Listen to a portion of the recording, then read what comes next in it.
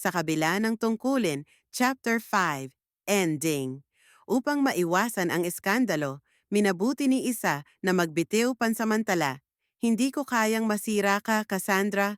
Hindi ko kayang ikaw ang pag-usapan ng tao dahil lang sa akin, umiiyak niyang wika. Ngunit pinigilan siya ng CEO. You walk out now and you walk away from us. Puno ng luha ang kanilang gabi at nag-iwan ng sakit ang paglalayo. Lumipas ang mga linggo na hindi sila nagkikita. Si Isa ay nagtrabaho sa isang NGO sa probinsya. Si Cassandra, mas lalong naging seryoso sa trabaho, ngunit tila nawala ang ningning sa kanyang mga mata. Hanggang isang araw, pinuntahan siya ni Cassandra sa probinsya, bit-bit ang isang singsing. Hindi ko kayang wala ka. Magulo ang mundo, pero ikaw lang ang gusto kong makasama sa gitna ng kaguluhan.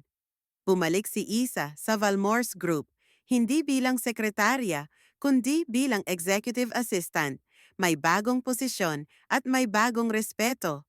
Ngunit ang pagmamahalan nila ay nanatiling buo, mas lantad, mas matapang. Hindi na nila itinatago ang pagkakaakbay, ang mahahabang tinginan at ang mga munting halik sa loob ng opisina kapag walang tao. Sa anniversary event ng kumpanya, habang nakatayo sa harap ng mga empleyado, biglang lumuhod si Cassandra. Isa Villanueva, you taught me how to love not just as a woman, but as a human. Will you marry me? Halos mabulol si Isa sa tuwa at luha. Yes, 1,000,000 times. Yes. Nagyakapan sila habang nagsisigawan ang buong hall. Wala ng lihim, wala ng takot. Ilang buwan matapos ang engagement, masaya na silang namumuhay bilang magkasintahan at partner sa buhay at negosyo. Si Isa ay naging co-director ng foundation na itinayo nila para sa mga kabataang nangangailangan. Sa isang gabi, habang magkasamang nakahiga sa kama, nakapatong ang ulo ni Isa sa dibdib ni Cassandra. Masaya ka ba? Tanong ni Cassandra.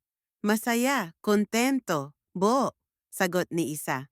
Huwag mong kalilimutan na sa kabila ng lahat, ng posisyon, ng tungkulin, ng mundong mapanghusga, ikaw pa rin ang pipiliin ko, ikaw lang.